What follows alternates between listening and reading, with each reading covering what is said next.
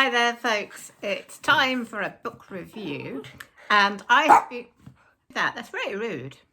I have been reading Penny Vincenzi's A Question of Trust.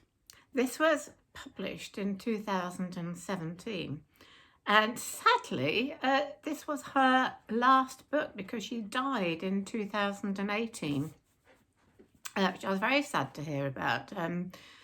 She was in her 70s, which is far too young, but she had an amazing writing career. I've got quite a few of her books in that bookshelf, quite a lot of them, and they're big chunky books too. I started reading Vincenzi, I think in the 90s, when my mother came to live with me, and after my dad died, and Mum got into Penny Vincenzi, and I, of course, then therefore started reading her. And I found her books incredibly readable, probably ones I wouldn't have chosen for myself if I was in a bookshop, but I really got into her. She was a really good writer. Most of her books have a very large cast of characters, and this one is no exception. With some writers, that can be a problem because you have difficulty remembering who is who, and a name will come up and you think, oh, now who's that? And I have to look through the first few pages to see, what was this character now? She is very good, though, at making you remember each of the main characters, even though she actually gives a character list at the front, but I very rarely had to use it. The way she does that, the way she introduces her characters is so well done. She doesn't introduce them, in all at once, and she takes you through their journey up to the sort of main point of the story, so that by the time you've got to all the sort of really dramatic points of the story, you know these characters really well. What also makes them rememberable and the story so readable is that her characters are so human. None of them, are perfect. None of them are particularly evil or particularly bad. They're just human beings, and the main characters make mistakes, they behave really badly at times, but there is usually redemption and they learn through their mistakes. So she's an incredibly human writer, which I really like. So what is this one, A Question of Trust, about? I mean, if we talk about themes, obviously it's about trust. It's about marriage. It's about love and relationships. It's about how people make wrong decisions, marry sometimes the wrong people, and sometimes, if the marriage is intrinsically a good one, how it can clash with a person's career, and there are misunderstandings. The main character, although there's a large cast of characters, there is one main character. He is called Tom Nelston, and he is a man, he comes from a sort of working class background, and he is passionate about his politics. His great hero is Aneurin Bevan, the Labour MP who founded the National Health Service. Tom starts out as a solicitor and then becomes involved in the Labour Party and has ambitions to be an MP. He meets a woman who shares his passions, his ambitions, and they fall in love. Tragically, fairly early on in the book, she dies, and Tom is absolutely devastated, but he meets somebody else and they fall in love and marry. It is that marriage that is going to be greatly challenged, and it's partly because his wife Alice feels that she can never live up to his first wife, and it's like she can never quite be herself. So that is one of the challenges of the marriage. But their marriage is going to face other challenges as well. The book starts It starts off in 1936, so there is a looming war, and it takes all the characters fairly swiftly through the war years, but that is how she really allows you to get to know the characters, and we see all their different experience of the war and how they come to terms with it and their experiences afterwards and their various relationships. The main dramatic part of the book is in the 1950s. And there are many other characters. One of the main characters is a woman called Diana Southcott, who comes from a very wealthy upper class family, very different from Tom, although they actually form a friendship.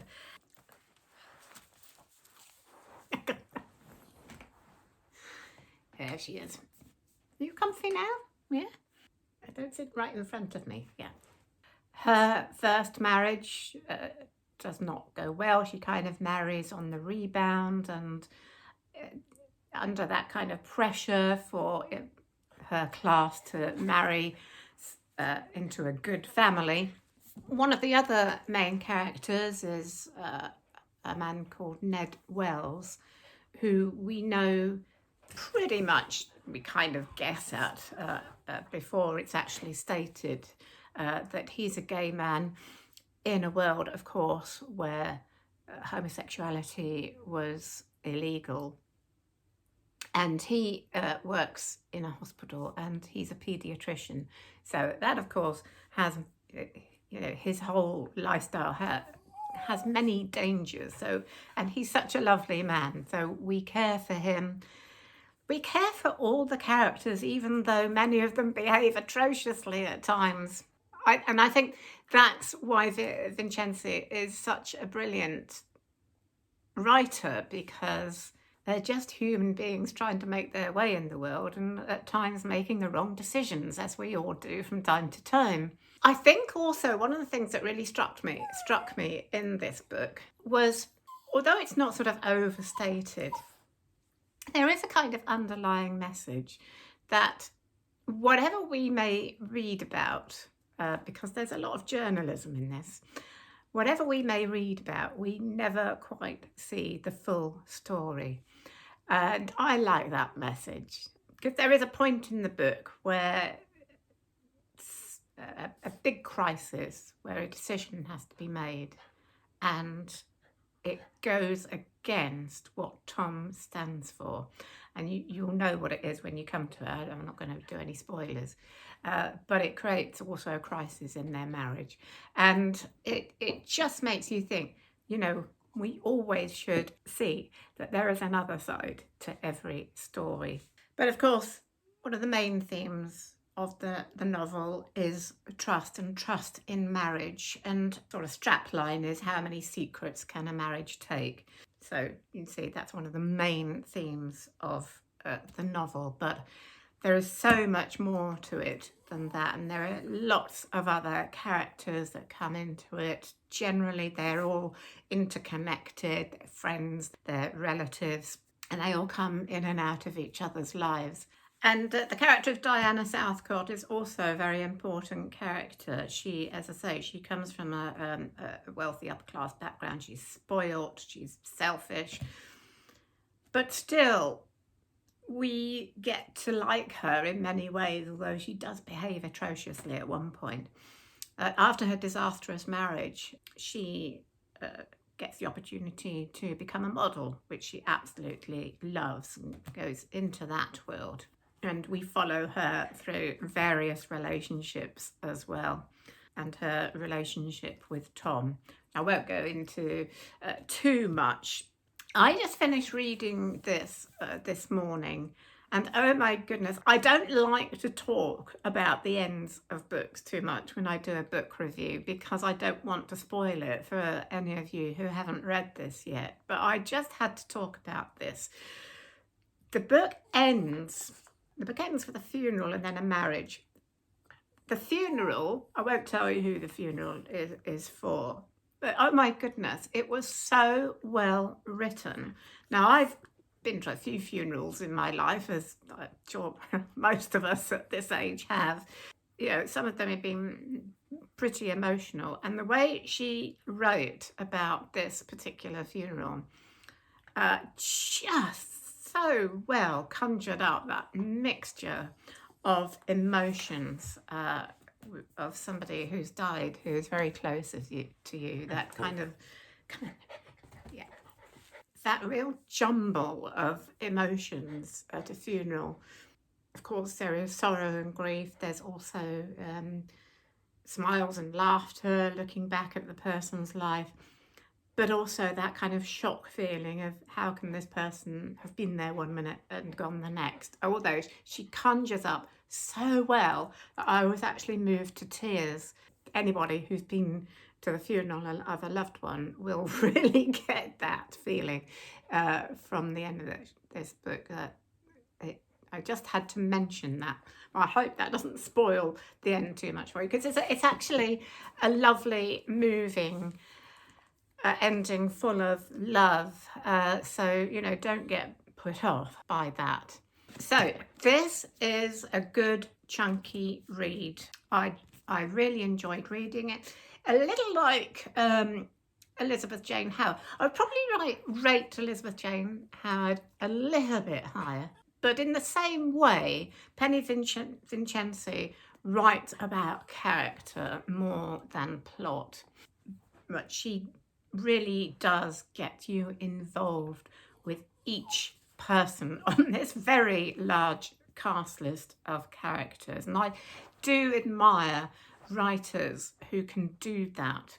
Sadly, Penny Vincenzi's last book, I recommend it if you like books set in the 20th century, books about people, basically, human beings, their relationships, their mistakes, their bad behaviour, and the way people get through those difficult times and crises in their lives.